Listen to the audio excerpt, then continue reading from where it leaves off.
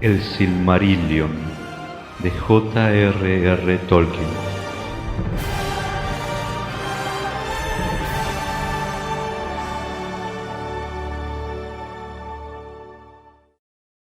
Cuenta Silmarillion, la historia de los Silmarils. Capítulo 23 de Tuor y la caída de Gondolin. Se dijo que Huor, el hermano de Húrin, fue muerto en la batalla de las lágrimas innumerables, y en el invierno de ese año su esposa, Rian, parió un niño en el descampado de Mithrim, y lo llamaron Tuor,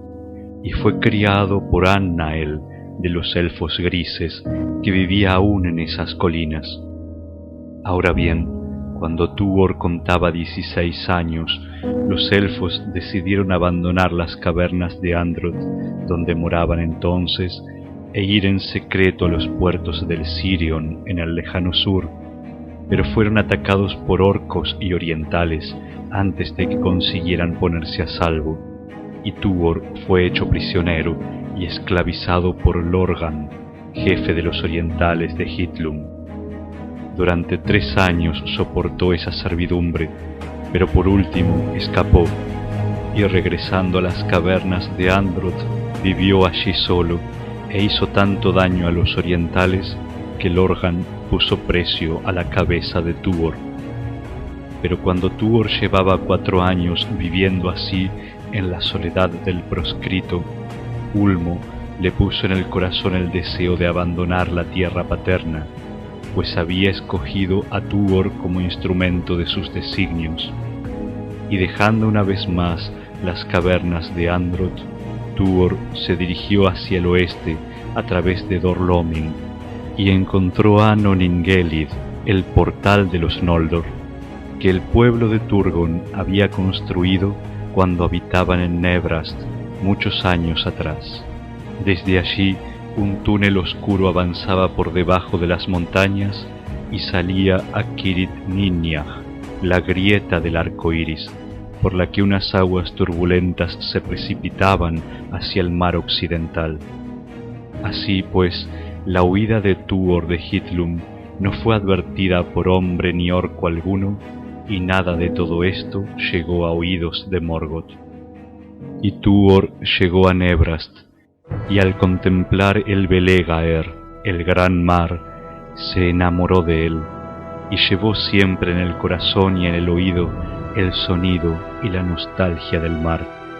y una inquietud despertó en él que lo arrastró por fin a las profundidades de los reinos de Ulmo. Entonces vivió solo en Nebrast, y el verano de ese año pasó, y el destino de Nargothrond estaba cumpliéndose. Pero cuando llegó el otoño, vio a 7 cisnes que iban volando hacia el sur,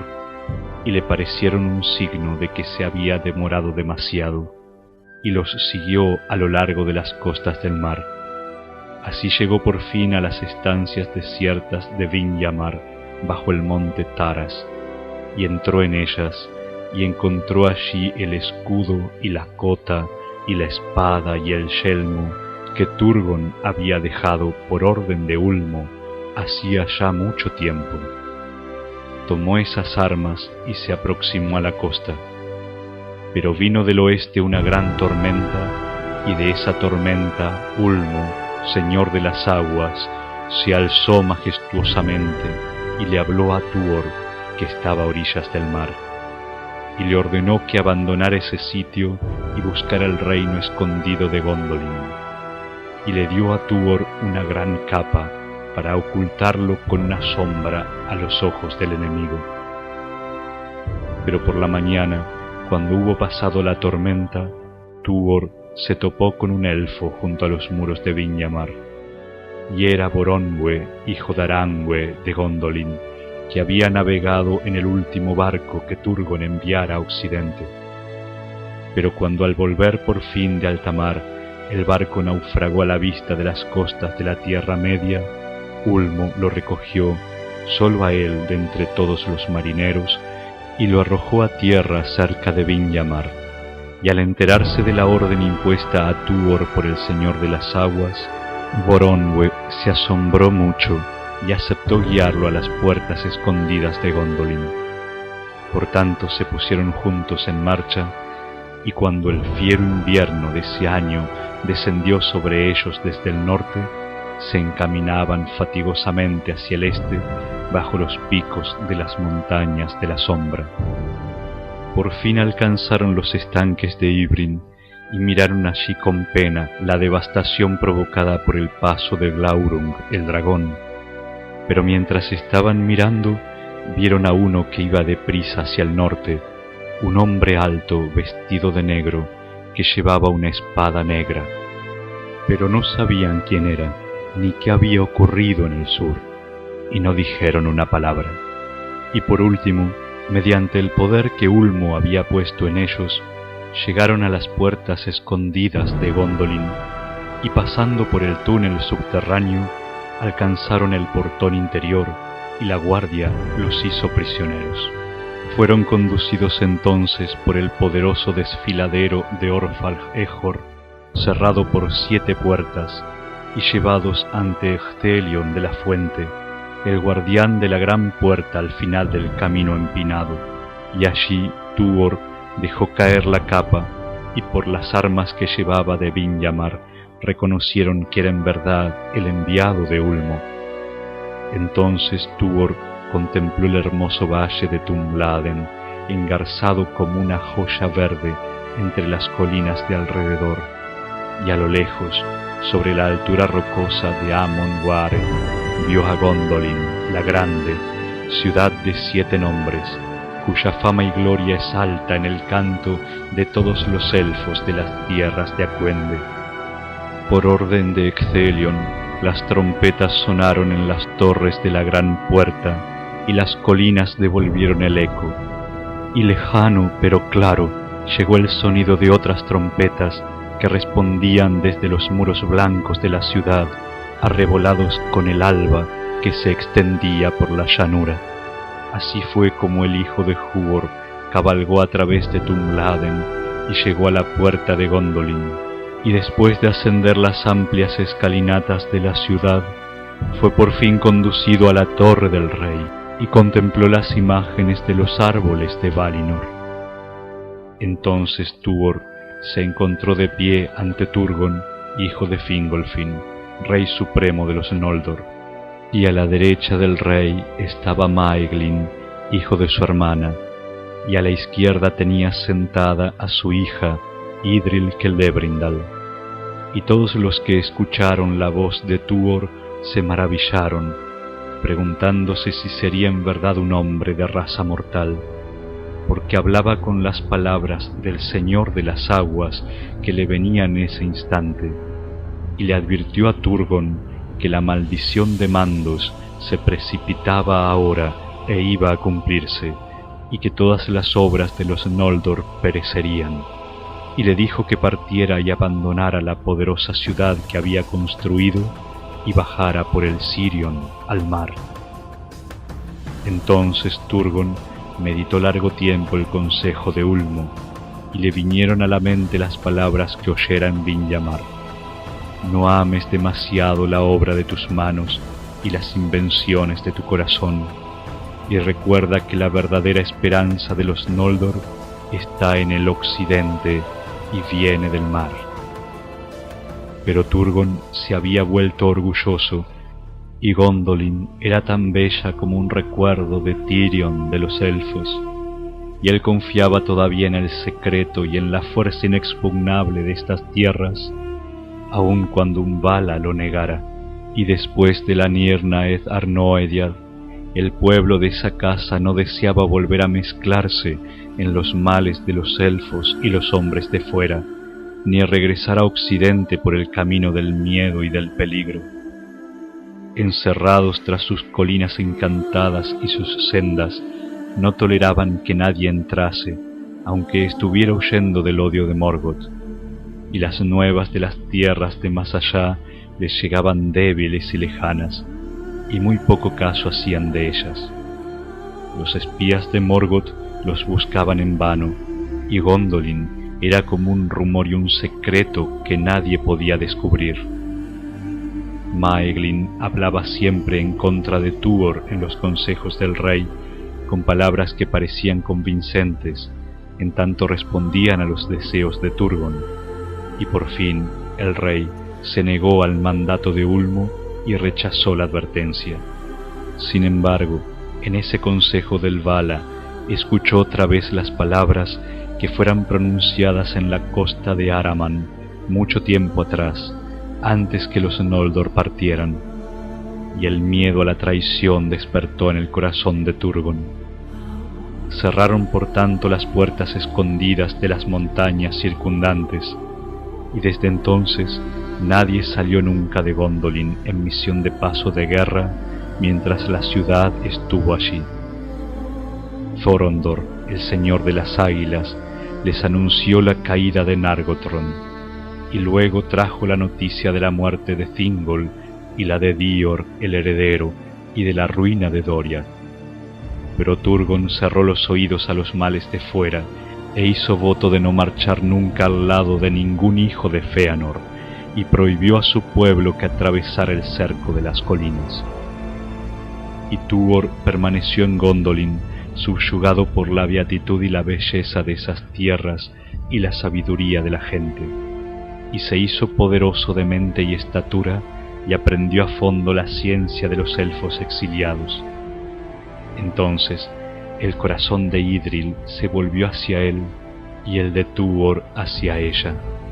y el odio secreto de Maeglin fue cada vez mayor, porque deseaba poseer a Idril por sobre todas las cosas, heredera única del rey de Gondolin. Pero tan alto estaba Tuor en la estima del rey después de haber vivido allí 7 años, que Turgon no le rehusó ni siquiera la mano de su hija, porque aunque no quería hacer caso del mandato de Ulmo, entendía que el destino de los Noldor estaba atado a aquel a quien Ulmo había enviado, y no olvidó las palabras que Huor le había dicho antes de que el ejército de Gondolin abandonara la batalla de las lágrimas innumerables. Entonces se celebró una gran fiesta, porque Tuor se había ganado todos los corazones, excepto los de Maeglin y sus secuaces secretos, y así ocurrió la segunda unión entre elfos y hombres. En la primavera del año siguiente nació en Gondolin Eärendil, medio elfo, el hijo de Tuor e Idril Celebrimbor, y habían transcurrido 503 años desde la llegada de los Noldor a la Tierra Media. De sobrecogedora belleza era Eärendil, pues llevaba en la cara una luz que parecía la luz del cielo, y tenía la belleza y la sabiduría de los Eldar, y la fuerza y la audacia de los hombres de antaño, y el mar le hablaba siempre al oído y al corazón, como a su padre Tuor.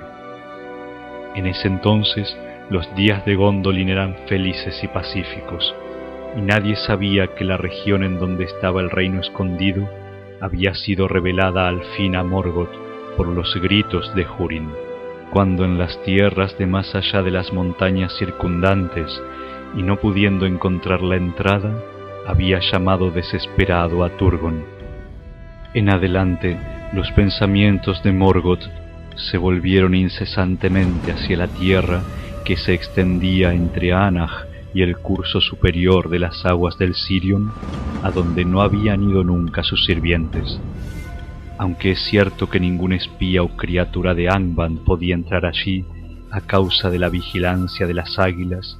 lo que impedía la consumación de los designios de Morgoth. Pero Idril Celebrimbor era sabia y previsora, y tenía una inquietud en el corazón, y la sombra de un mal presagio descendió sobre ella como una nube. Por este motivo hizo preparar un camino subterráneo y secreto que iría desde la ciudad y bajo el llano hasta más allá de los muros, al norte de Amon Wareth, y dispuso que sólo muy pocos supieran de él, y que ni siquiera un rumor sobre estas obras llegara a oídos de Maeglin. Ahora bien, una vez Y cuando Eärendil era todavía joven, Maeglin se perdió, porque como ya se dijo, amaba la minería y la extracción de metales por sobre toda otra tarea, y era amo y conductor de los elfos que trabajaban en las montañas distantes, buscando metales con que forjarían luego instrumentos de guerra y de paz. Pero Maeglin a menudo iba con algunos de los suyos más allá del cerco de las colinas, y el rey no sabía de esta desobediencia. Y así ocurrió, como lo quiso el destino, que Maeglin cayera en manos de los orcos y fuera llevado a Angband. Maeglin no era ni débil ni cobarde, pero el tormento con que fue amenazado le amilanó el espíritu y compró su vida y su libertad, revelándole a Morgoth el sitio preciso de Gondolin y los caminos por los que se podía llegar a ella y atacarla. Grande, por cierto, fue la alegría de Morgoth, y a Maeglin le prometió el señorío de Gondolin en calidad de vasallo, y la posesión de Idril Celebrimbor cuando la ciudad hubiera sido tomada. Y en verdad el deseo de Maeglin por Idril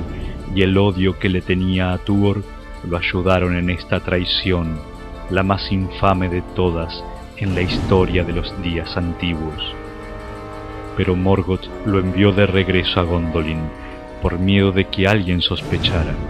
y para que Maeglin ayudara en el ataque desde dentro cuando fuese la hora. Y Maeglin vivió en los recintos del rey con cara sonriente y maldad en el corazón,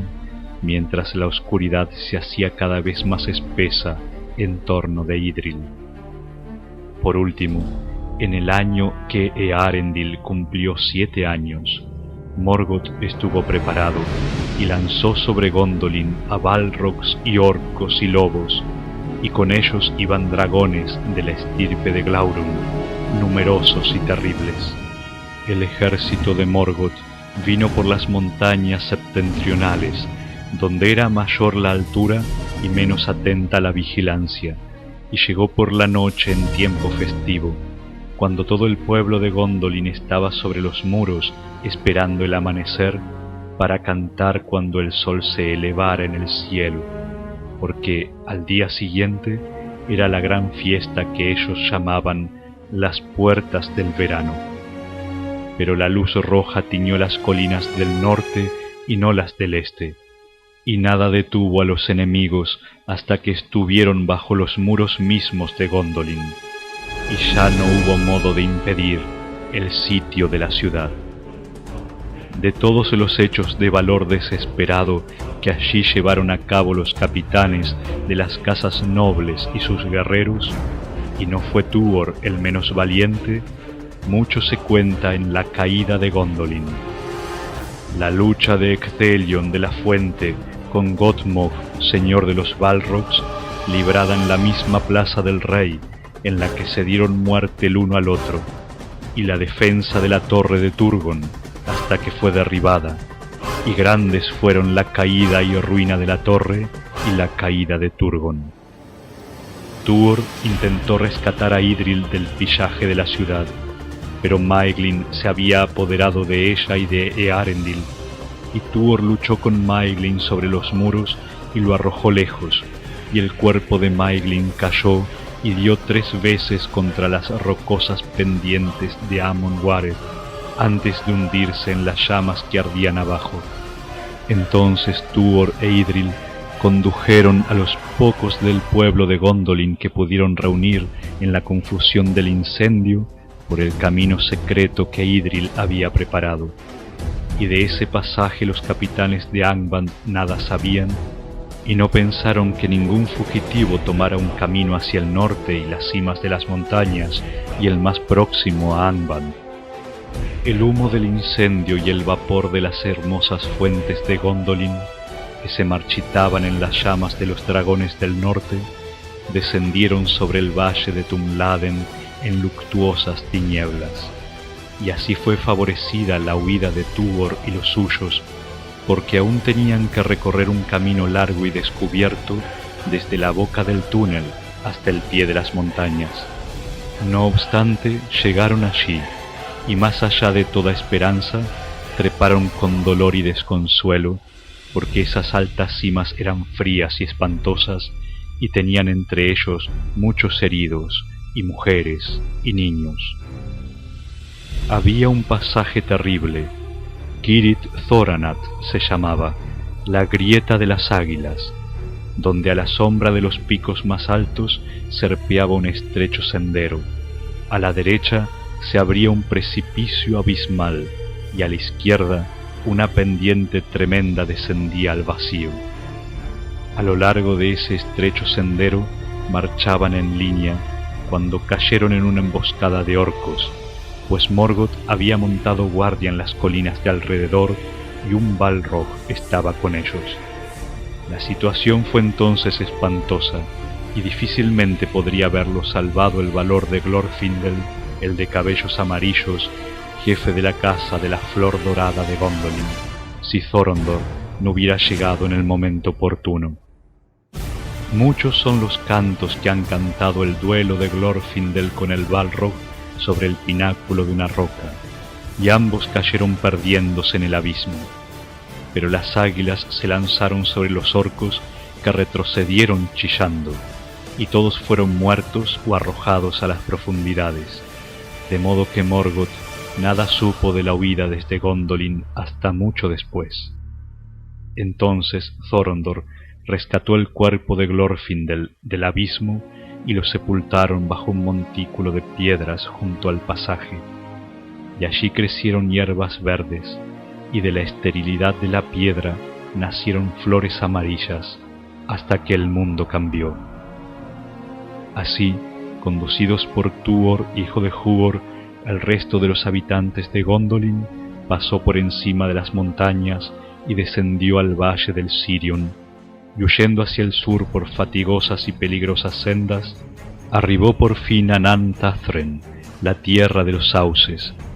porque el poder de Ulmo estaba aún en el gran río y alrededor. Y allí descansaron un tiempo y se curaron de las heridas y el cansancio,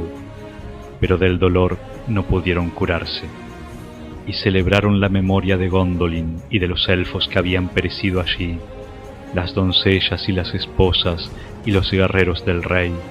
y por el amado Glorfindel muchos fueron los cantos que se oyeron bajo los sauces de Nan Tathren en la declinación del año. Allí compuso Tuor una canción para su hijo Earendil, en la que contaba la llegada de Ulmo, el señor de las aguas, a las costas de Nebras en tiempo pasado, y la nostalgia por el mar despertó en el corazón de Tuor y también en el de su hijo. Por tanto, Idril y Tuor partieron de Nan Tathren y se dirigieron hacia el sur, río abajo, al encuentro del mar, y vivieron allí junto a las desembocaduras del Sirion, y se unieron a la gente de Elwyn, hija de Dior, que habían huido allí solo un tiempo antes. Y cuando llegó a Valar la noticia de la caída de Gondolin y la muerte de Turgon, Ereinion Gil-galad, hijo de Fingon, fue designado rey supremo de los Noldor en la Tierra Media. Pero Morgoth pensó que este triunfo era irreversible, y poco se cuidó de los hijos de Fëanor y de su juramento, que a él nunca lo había dañado y le había sido siempre de gran ayuda, y rió en la negrura de su mente sin lamentar haber perdido uno de los Silmarils, pues le parecía que por él los últimos jirones del pueblo de los Eldar se desvanecerían de la Tierra Media y ya no la perturbarían. Si estaba enterado de los moradores a orillas del Sirion, no dio la menor señal, esperando su oportunidad y aguardando la obra del aborrecimiento y la mentira. Pero junto al Sirion y el mar creció un pueblo de elfos, espigas de Doriath y Gondolin, y de Valar llegaron los marineros de Círdan y se sumaron a ellos y se dedicaron a la navegación y a la fabricación de barcos, habitando siempre cerca de las costas de Argüeñen bajo la sombra de la mano de Ulmo. Y se dice que por ese tiempo Ulmo fue a Valinor desde las aguas profundas, y les habló allí a los Valar del apuro de los elfos, y les pidió que los perdonaran y los rescataran del abrumador poder de Morgoth, y recobraran los Silmarils, pues sólo en ellos florecía ahora la luz de los días de bienaventuranza, cuando los dos árboles brillaban todavía en Valinor. Pero Manwë no se dejó conmover, y de los designios de su corazón, ¿qué historia puede hablarnos? Han dicho los sabios que la hora no había llegado todavía, y que sólo si alguien se pronunciara en favor de la casa de los elfos y también de la de los hombres, y pidiera perdón por sus malandanzas y piedad por sus infortunios, podría alterarse el designio de los poderes, y quizá ni siquiera Manwë alcanzaría a desatar el juramento de Fëanor antes de que se cumpliera,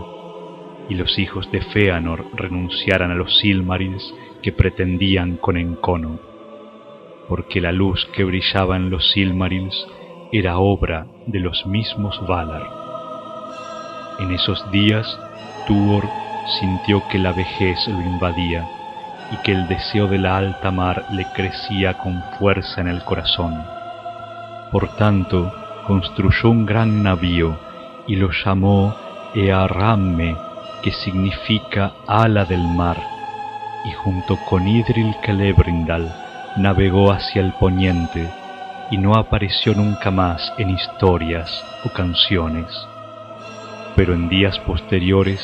se cantó que sólo Tuor, entre los hombres mortales, llegó a ser miembro de la raza mayor y se unió con los Noldor, a quienes amaba, y su destino quedó separado del destino de los hombres.